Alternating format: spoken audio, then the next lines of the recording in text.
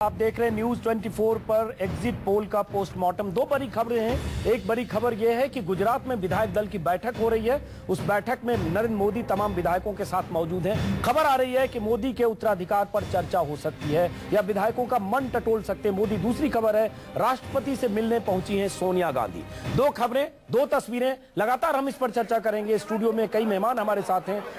अभी शामिल हुए हमारे साथ विनोद शर्मा, वरिष्ठ राजनीतिक पत्रकार, हिंदुस्तान टाइम्स के। विनोद शर्मा, एक तो गुजरात में चूंकि विधायक दल की बैठक शुरू हो गई है, मोदी ने विधायकों की बैठक बुलाई है, इस बैठक के क्या निहितार्थ हैं?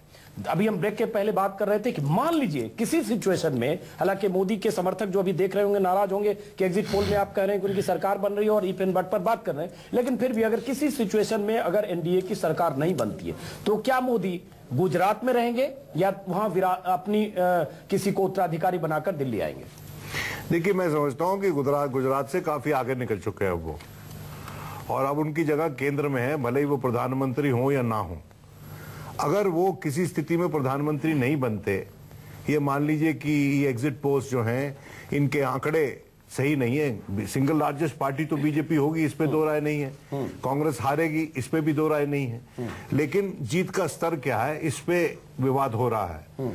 तो मान लीजिए कि उनके आंकड़े, जैसा कि एक एग्जिट पोल ने बताया है कि 230 या 240 पे ठहर जाते हैं आके, और जो एडिशनल नंबर्स उनको चाहिए वो नहीं जुटा पाते, तो उस स्थिति में अगर ये बात कोई विपक्षी दल रखता है जो कि समर्थन देने के काबिल है कि इनको आप हटा दें और किसी और को प्रपोज करें, तो हम समर्थन देंगे। तो उस स्थिति से निपटने के लिए भी उनको दिल्ली में रहना है। अगर इस बार प्रधानमंत्री नहीं बनते तो दूसरी बार बनने की चेष्टा करनी है, जैसे कि अटल बिहारी वाजपेयी ने की थी 1996 में। देखिए, 1996 में जब अटल बिहारी वाजपेयी की 13 दिन की सरकार चल बसी, तो उस वक्त जनता में एक दुख की लहर थी। तस्वीर बता दूं, ये तस्वीर विधायक दल की तस्वीर है जो विधायक दल के साथ बैठक कर रहे। विक्ट्री का निशान, नतीजे अभी नहीं आए हैं, अभी सिर्फ एग्जिट पोल के नतीजे आए हैं, असली नतीजे 16 तारीख को आएंगे, लेकिन विक्ट्री का निशान कहीं न कहीं मोदी वैसे मान चुके हैं कि वो 7 आर में दाखिल। देखिए, मोदी पे तो अभी चर्चा करेंगे।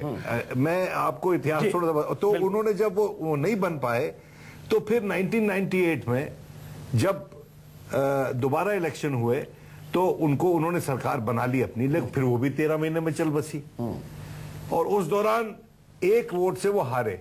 फिर उनको वो सेंटिमेंटल सपोर्ट मिला जनता का कि इतने अच्छे व्यक्ति को एक वोट से एक महिला ने, जो कि जिद्दी महिला है, माजरत चाहता हूं मैं जयललिता को, एज अ पॉलिटिशियन बात कर रहा हूं, एज अ महिला बात नहीं कर रहा, कि वो जिद्दी महिला ने उनकी सरकार गिरवा दी, और उसके दौरान कारगिल हो गया। अब कारगिल हो गया तो बस माया ही माया। जो बीजेपी का हार्डकोर मिलिट्री नेशनलिज्म था, उन्होंने अपनी ही कुताही को छुपाने के लिए, यानी कि कारगिल के मुद्दे पे सरकार को इस्तीफा देना चाहिए था, लेकिन उसी कारगिल मुद्दे को, जो कि फर्स्ट टेलीवाइज्ड इलेक्शन था हमारे देश का, इस्तेमाल करके ये तीसरी बार सत्ता में आ गए।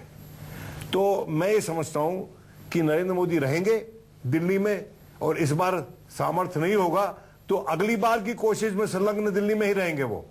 गुजरात अब जाने का कोई उनका मुझे सिर्फ एक चीज ये लगती है कि अगर इस बार नरेंद्र मोदी के लीडरशिप में बीजेपी की सरकार नहीं बन पाती एनडीए की, तो नरेंद्र मोदी बीजेपी के लीडर नहीं रहेंगे। मैं यहाँ किसी भी हालत मेरा के नतीजे आने के बाद अगर बीजेपी सरकार नहीं बना पाती है, तब भी भारतीय जनता पार्टी के संसदीय दल के नेता नरेंद्र मोदी। चलिए जल्दी सबकी राय आ जाए। बात पर एक छोटी सी बात मेरी आपत्ति है कि मिलिट्री नेशनलिज्म की जो बात की संघ परिवार की, तो 62 में नेहरू हारे, 65 में लाल बहादुर शास्त्री ने लड़ाई लड़ी, 71 में इंदिरा गांधी लड़ाई के आधार पर चुनाव जीती। तो ये इसको देश की जो परिस्थितियां होती है उसको मिलिट्री नेशनलिज्म से, विचारधारा से नहीं जोड़ना चाहिए। कारगिल देश के लिए था, और अटल बिहारी वाजपेयी की जीत सिर्फ कारगिल के कारण नहीं। बात बताओ मेरे दोस्त, पहले हो गया था, मेरी बात सुनो। देखिए, उस समय का जो कार्यकलाप है मेरी आंखों के सामने आज भी है।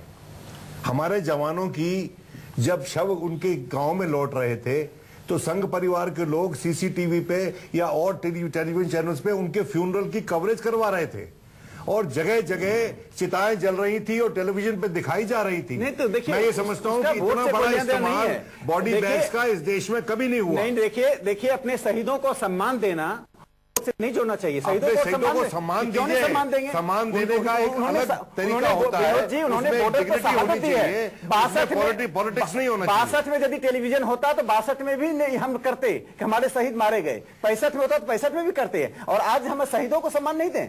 हम सम्मान ले रहे हैं टेलीविजन पर, तुम्हारे शहीद ज्यादा नहीं है, हमारे भी उतने ही है। चलिए, बहुत देना चाहिए। विनोद शर्मा ब्रेक के बाद वापस लौटते हैं।